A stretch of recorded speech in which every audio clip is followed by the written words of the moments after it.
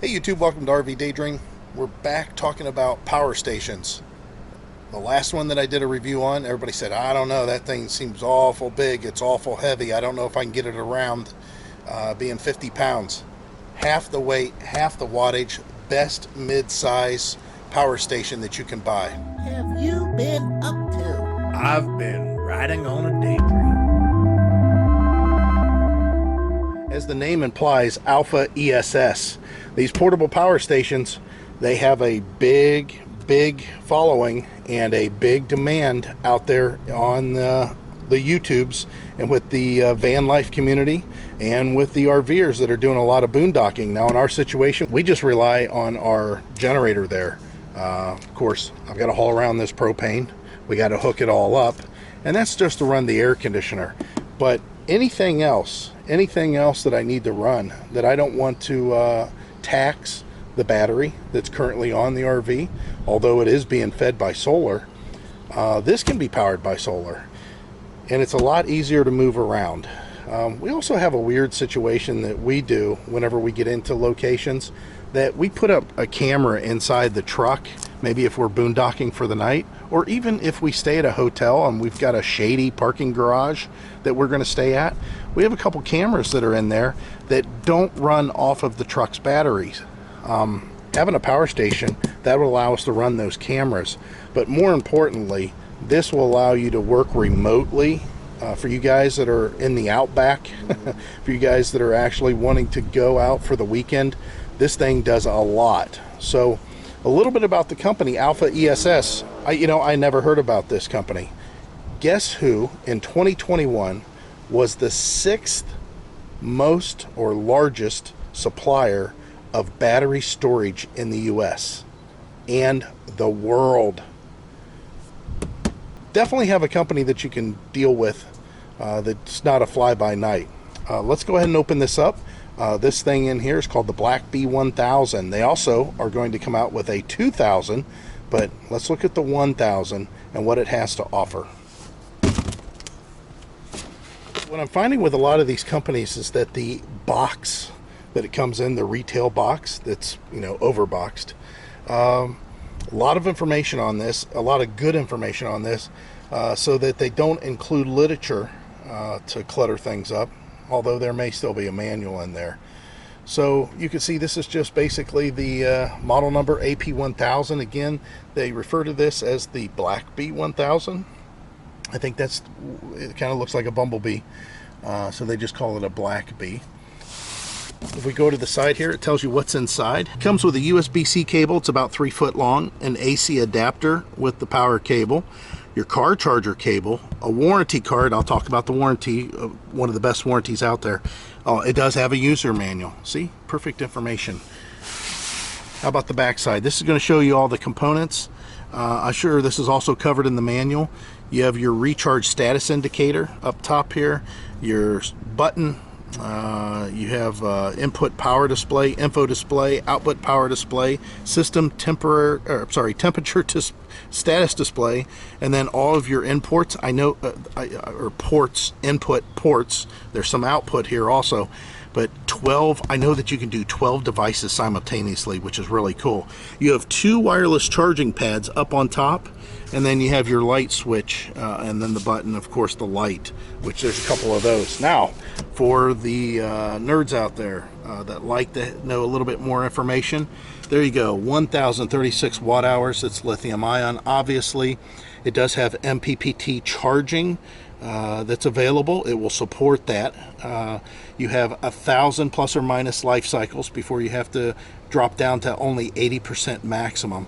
So you'll get quite a bit out of this thing before you got to be concerned with it deteriorating, and that's pretty much all lithium ion batteries. You have a DC input port, and then you have a USB. You see all these USBs that are available. You have a 2.4 outlet, you have the QC Quick Charge 3.0, you have a 100 watt, 5 volt, 9 volt, 12 volt, 15 volt, 3 amp, 20 volt, 5 amp input output. Nice, very nice. There's your DC output port, which we also know as just a power port in your vehicle. Same thing. You do have AC output. Wireless charging output, that's the up on top. It's a 10 watt times 2, which is nice.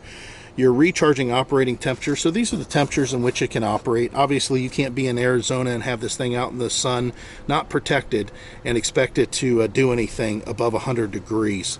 Your dimensions on this thing: 13.5 by 10 by 10.5 inches, and there we go, 25 pounds. Again, a lot of information there. Here's those cables they were talking about. Again, your power port cable, your cigarette lighter, let's just say that, your regular household outlet. Here's the charging brick that you have. This thing is a 2.5 amp input, 9.47 amp output for the recharge. There's your USB cable. It's a USB-C to USB-C. Oh, the warranty. All right. Might as well talk about the warranty. This thing comes with a 2-year warranty. 2 years, which is exceptional. One of the best out there from a really reputable company. But if you register, and here's your register information, you get another year. You get another 12 months. So 3 years for a warranty on this. That's very good. That's better than most that are out there. And then, of course, the user manual. Again, this is basically the same information that I just showed you on the back that goes into a little bit more detail. It'll talk about charging times. That information's in here. So now to the meat and potatoes of things. We'll go ahead and pull off this high density foam. And it does look like a big bumblebee. So let's take this plastic off. A little bit windy today, so we'll make sure that we put it in a place that it won't blow away. And then the handle, yellow. There we go. 25 pounds, that's about right. So look at this baby. This is like some sort of high density plastic. And it does have rubber feet, big rubber feet on here, so you don't have to worry about this thing moving around too much once you place it down somewhere. Go ahead and look at the side here.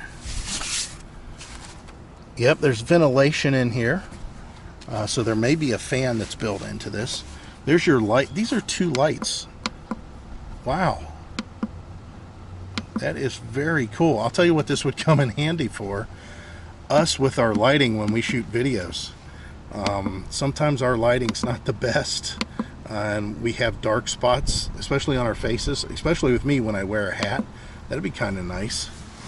Alright, and again, a vent on that side. So let's go ahead and look at what the display shows here. So you have 3 of these AC outlets. Anytime that you're trying to turn on one of these, there should be a button that corresponds with what you're trying to turn on. So let's say I want to turn on this power port. You know, I would push that, and then this would be live. Alright, so the lights on this and the display, this is pretty common with most of these devices. Not very bright. Understandable. I mean, the more LED brightness that they add to these devices, the more power that it takes away from the battery's capacity. So Heidi's telling me that if you just touch these once, these are all green lights that come on, including the info. If you do input here, which this is your charging, once you hook up to that, this light will light up also. And I'm sure that will change once it's fully charged. However, this will tell you, like in this case, it is at 48%. So it does tell you. You have your 3 outlets for 110, and then of course your USB, what you can do with your USB there. Not only the USB-C, but you do have a traditional USB there for a lot of devices that are still out there. Now the other thing that it has, which is really cool, and I do have a cover on my Samsung phone. This is an S22 Ultra 5G. To turn on the wireless charging up top, double click the info button.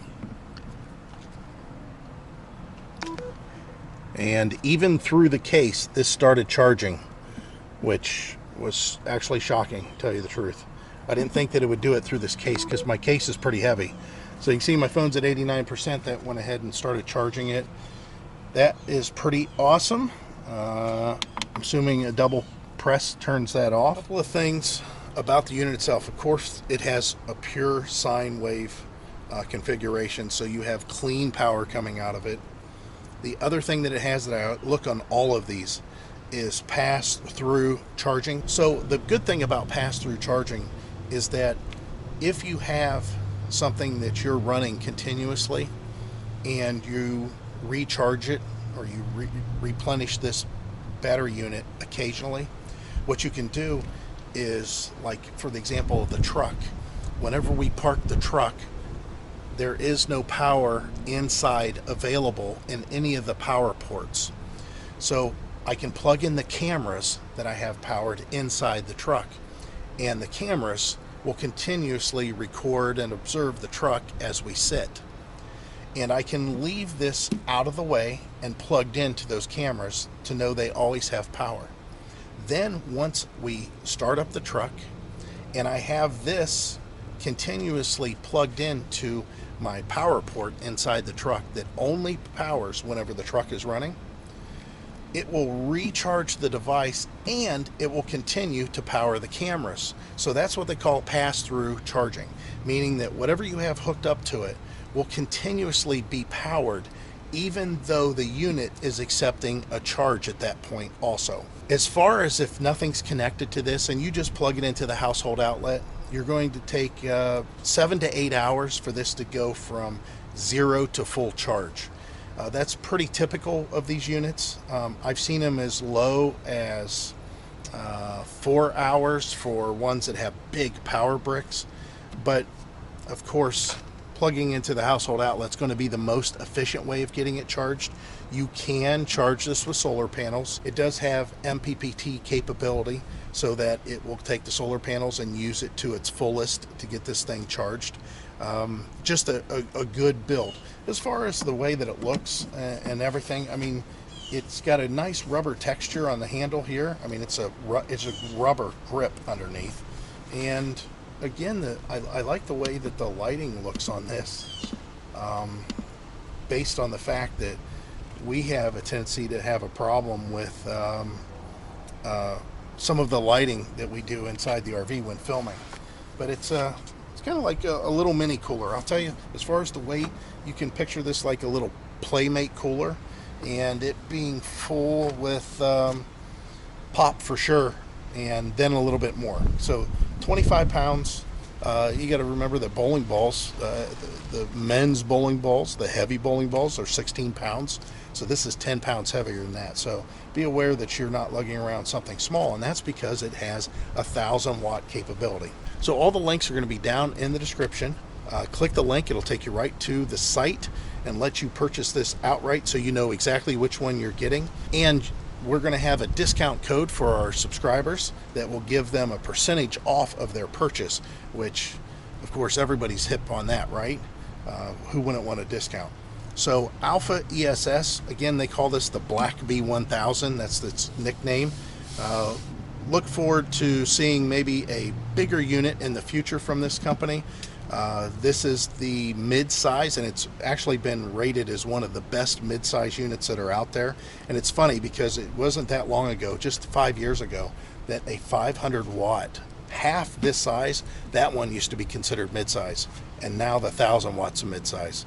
So they're moving up. People have a big demand for these things. Rest assured that you're getting a good unit from a good company, and you don't have to really be concerned about am I going to get stiffed by someone that's a fly-by-night. That's not this company at all. So hope this helped out. Again, links are in the description, and I hope to see you out here. Bye.